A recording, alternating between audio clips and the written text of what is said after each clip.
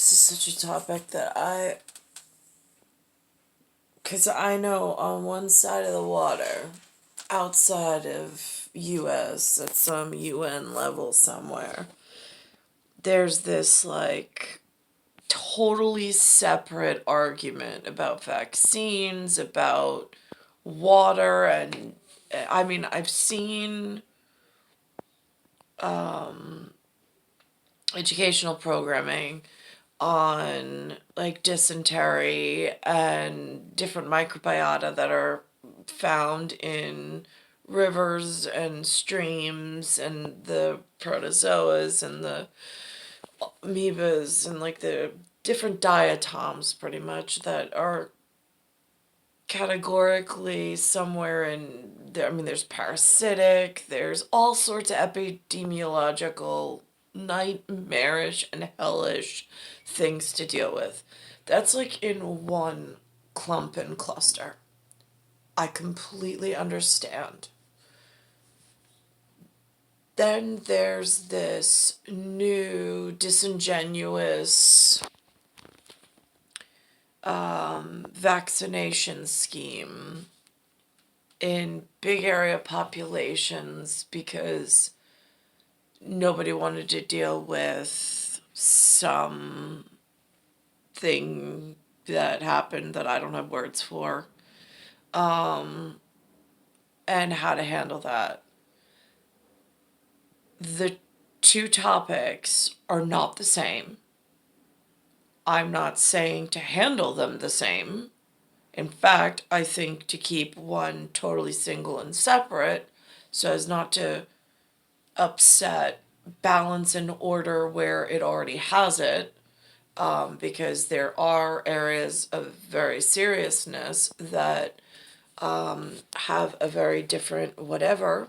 But I think that I'm just going to say, a New York City scenario in my one state of 48 in this North America, somebody has to stay integritous and say they're not the same. Somebody's playing off of somebody else's emotions. Somebody else who holds world balance and peace as a job function somewhere, their integrity is on the line. And they work a much more scary category of whatever than what is housed inland. So I keep seeing these changing faces. I see, well, for a while it was Yahtzee Chotsy and the guy who looks like Beaker from the Muppets, Easterling. And now they've come out with this one girl wearing polka dots, then it's the two girls next to one another. Now today it comes out with a girl with her hands over her midriff as if she's like Mother Teresa. Again, there's big pharma, and then there's the abuse of big pharma and its power and its outreach and its engine and its locomotion and its action. I don't know who's involved. It looks like humans. The best I can categorically define it as. And then I look on the television and they give me specific faces of people that are involved. Between God and the devil, it's leads. So, whether it was a misinformation campaign, whether it was a money-making schematic, whether it's a break in whatever, I don't know. I'm just taking samples. Like, it's just like ecology work. You take samples, different water samples, and then you look for the protozoa or the amoebic count or whatever's in the pond in a nano microfield of microbiota. I happen to be watching some televised portion of spatial humans of sorts. I don't know where they or who they belong to.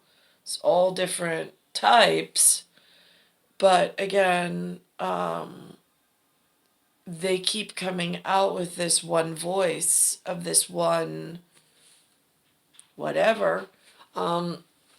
Just prior to this, I had another video about one of the sports arenas and their college kids, and the man was wearing a sweater that looked like it reminds me of Alvin and the Chipmunks.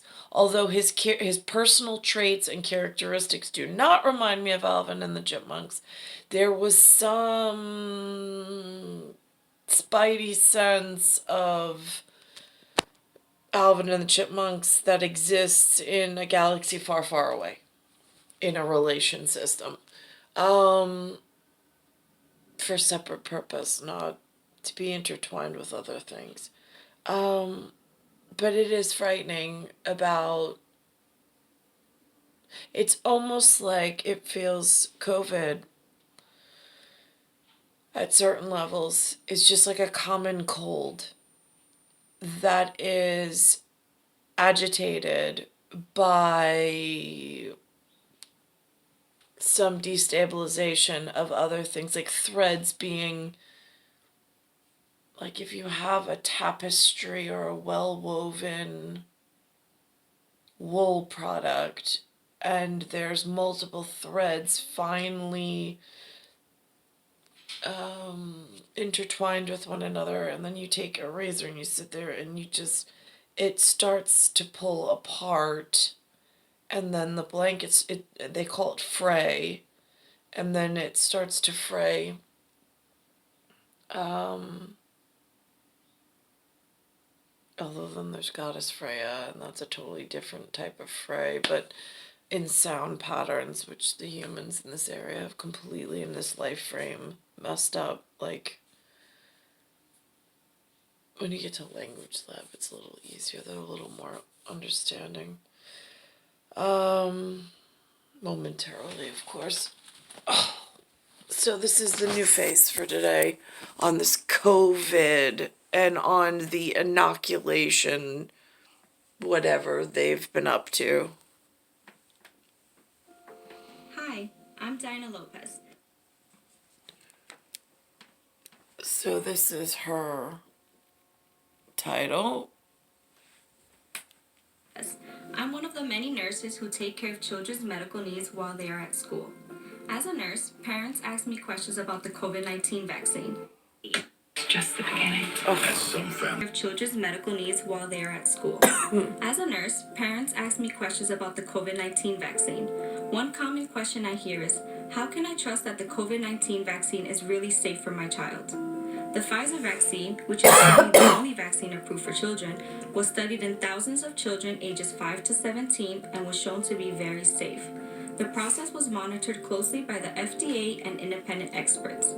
Millions of children in the United States have been safely vaccinated. As a nurse, I tell parents that people of all ages can get very sick from COVID-19. What I don't understand is they keep throwing out their FDA, Food and Drug Administration is what they say the FDA is. What's unclear is I don't know the employee list. I don't know who's involved in that.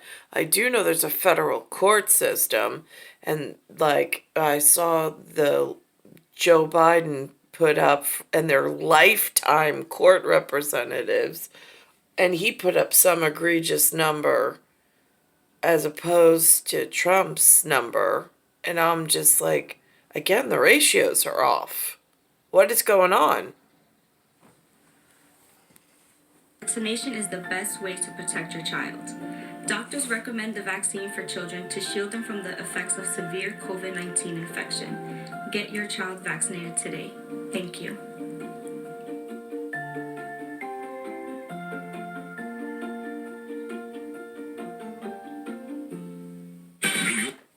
It just feels like for, not to argue for argument's sake, but just for full documentation, in like an outbreak of, say, Ebola, in that kind of infectious disease that was in my life frame, at least televised, That's a very scary situation, and there's specific hazmat teams that went. I mean, they went through it on televised. That I was just like sitting there in horror, watching. But again, with I've also heard via some of the Survivor shows. I mean, again, I haven't watched too much TV, but some of the stuff I have watched is about like the animals and the veterinaries, also about like Survivor when it first came out, not what it's evolved into,